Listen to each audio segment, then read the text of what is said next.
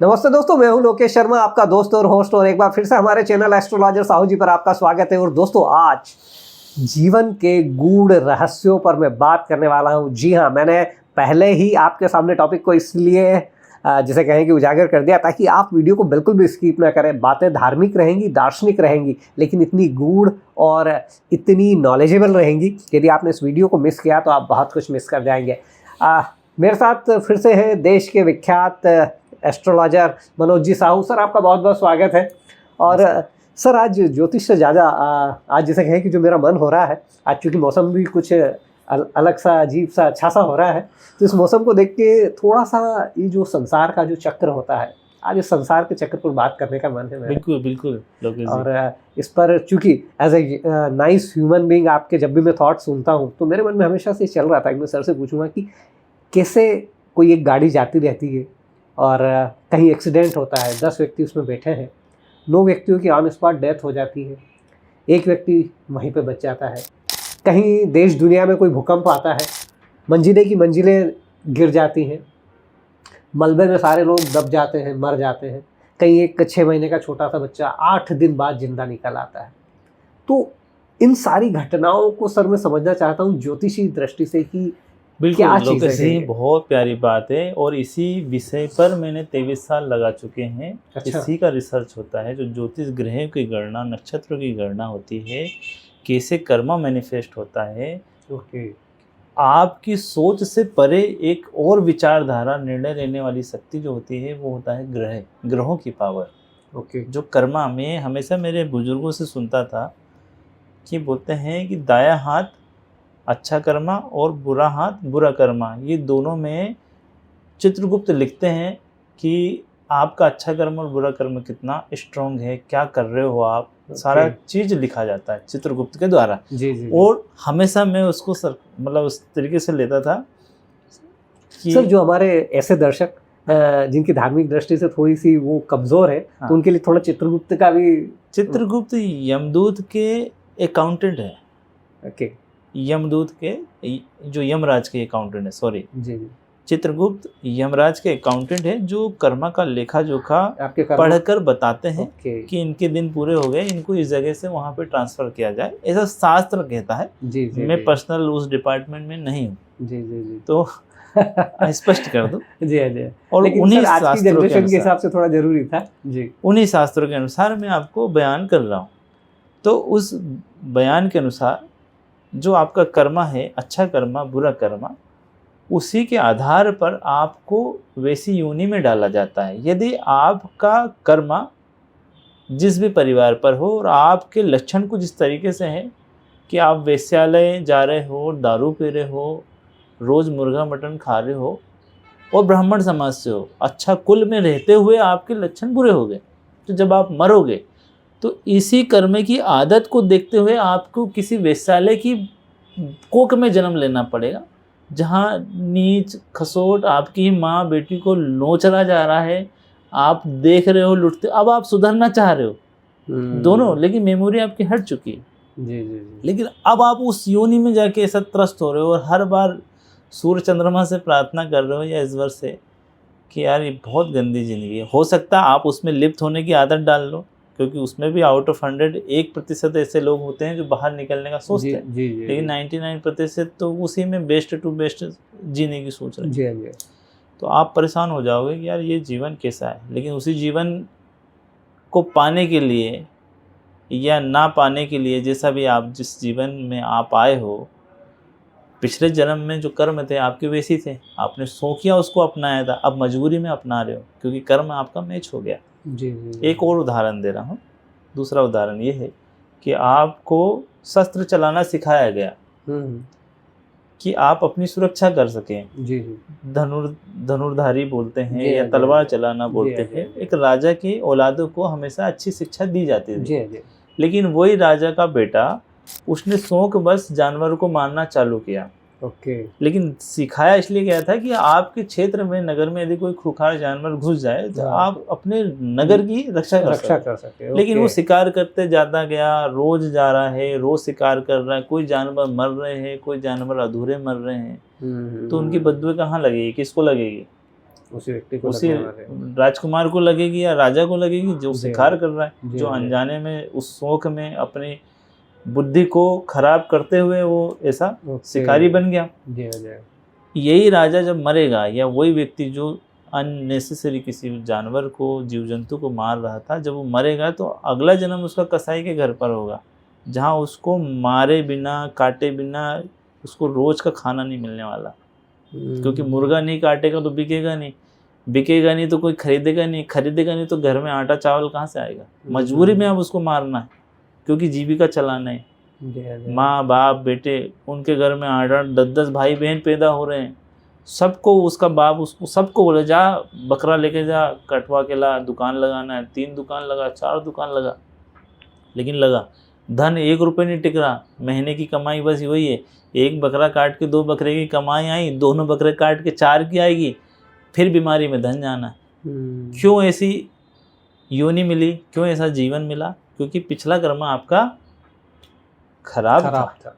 ये प्रारब्ध वाला, ये प्रारब्ध कर्म। प्रारब्ध कर्म। तो ओके। इनसे बचने के लिए कैसे बचे? अभी से सुधरो, अभी से कर्म ऐसे करो कि जी आप जी जी जी। आपको इसी जीते जी जीवन में अच्छे कर्म मिले, अच्छे कर्म। आपकी जो परिवार है, वंश है, जी वो आपसे प्रेरित हो, जी जी जी। आने वाला समय आपका अच्छा होगा। अच्छा जी। ये ध्यान रखें। आपकी आत्मा, वो कहावत है ना, गीता कहती है आत्मा अमर है, आत्मा नहीं मरती। जी जी। मरता है तो शरीर, लेकिन आत्मा, दर्द कहाँ होता है? सच बताओ, दर्द आत्मा को होती है? दर्द आत्मा को। दर्द आत्मा को होती है, आत्मा ही कलपती है, आत्मा ही रोती है, जी इंसान नहीं रोता। जी जी। ये सच। सर ये तो बहुत ही नॉलेजेबल बात रही, लेकिन मन में वो प्रश्न जो मेरे सबसे शुरू में था। जो प्रश्न आपने कहा, जी जी जी। उस प्रश्न, जैसे आपने कहा ना कि बस पलट जाती है, आउट ऑफ 10 हाँ 9 मर जाते हैं, 9 एक मर रह जाते जाता हैं, है। 1 रह जाता है। रियलिटी में ये यही क्या है, प्री डिसाइडेड रहती जो है चीज़ें? डिसाइडेड रहता है, जिसका अच्छा। लिखा हुआ आया कि इनको इस तरीके से मौत मिलना चाहिए, जी जी जी। तो उनको मिल जाती है। ओके। क्योंकि अच्छा, इस जन्म के कर्मा उनके सही थे, फिर भी उनको ऐसी मौत मिली, गिर के, डूब के, जल कर, या अग्नि में जल के मर गए, जी हाँ जी, अकाल मृत्यु कह लें अकाल जिसे। मृत्यु मर गए, या दुर्घटना बस कोई खाई में बस गिर गई। जी जी। लेकिन यही कारण, इनकी मौत का कारण इनका प्रारब्ध कर्म बना हुआ था। बना हुआ था। प्रारब्ध कर्म का मतलब ये, बहुत प्यारी चीज़ बता रहा हूँ, उसको जी। कैसे लिंक करेंगे जी हाँ जी हाँ जी। कि ऐसे लोग, उदाहरण के लिए हो हाँ, सकता हाँ। है कि मैं कहीं गलत हो जाऊं, जी जी जी। क्योंकि मैं भी इस कलयुग का पार्ट हूँ। मैंने सीखने की कोशिश करी है, जी। समझने की जी, कोशिश जी। करी है, और बखूबी मैं ये समझता हूँ कि मेरे पास 99% इस चीज़ का नॉलेज है। जी जी। तो ऐसे व्यक्ति जिनकी खाई में गिर के मौत होती है, या अचानक डिसबैलेंस बोलते हैं ना, ऊपर से नीचे गिर गए, तो इनका कर्म इस तरीके से, आज के युग में इस तरीके से देखा जाएगा कि जो बिल्डर होते हैं ना, जो ब्रिज बनाते हैं और कच्चा माल डाल देते हैं, जी हाँ जी हाँ। या बिल्डिंग बना रहे हैं और कच्चा माल डाल देते हैं, क्योंकि मुझे तो टास्क पूरा करना है। हाँ सही बात है। कौन मरे, कैसे मरे, दब के मिल रहे, गिर के मिल रहे, मर रहे हैं, मुझे कोई हाँ, मुझे फर्क मेरे नहीं पैसे पड़ता, से मतलब मुझे है। पैसे से मतलब। जी जी।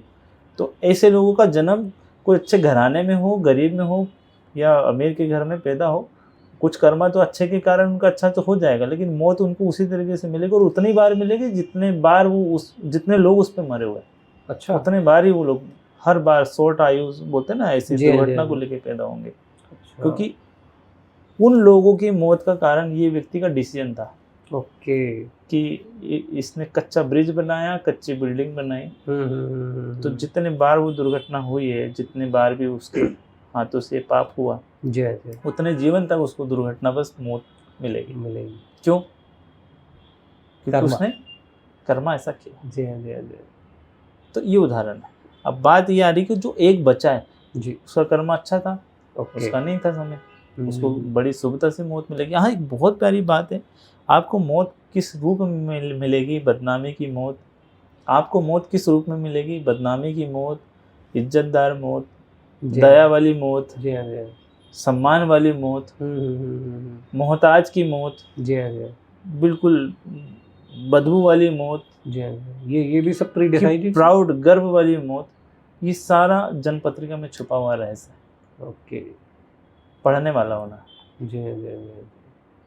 हकीकत यही है कि बहुत सारे लोग जो सोचते हैं कि हमें जानकारी मिल जाए, हमें जानकारी पता लग जाए कि हमारा कर्म कैसा है, क्या चल रहा है, उनका ही संचित कर्म डिसाइड करेगा कि सही में वो लोग ये जान सकते कि नहीं जान सकते। इसका रहस्य भी आपको मिलना चाहिए या नहीं मिलना चाहिए, वो भी आपका कर्म तय करेगा। आपकी ताकत नहीं है कि आप अचानक ऐसे ज्योतिष या ऐसे गुरु से मिल जाओ जो आपको सारी जानकारी दे दे। ये भी आपका संचित कर्म तय करेगा।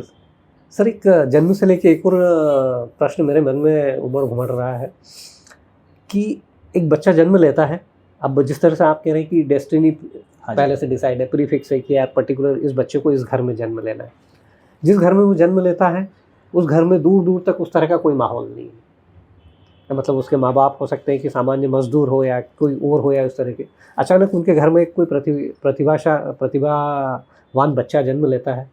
जब वो थोड़ा बड़ा होता है, 13-14 साल का होता है, तो ऐसा लगता है कि यार मुझे सिंगर बनना चाहिए। हाँ जी। और कुछ सालों बाद वो एक अच्छे सिंगर के रूप में नाम कमा लेता है। तो इसको मैं थोड़ा सा समझना चाहूँगा कि डेस्टिनी थी, लेकिन ये जो गुण होते हैं इस तरह के, ये तो बाद में डेवलप होते हैं, तो इसको डेस्टिनी से कैसे कनेक्ट करेंगे?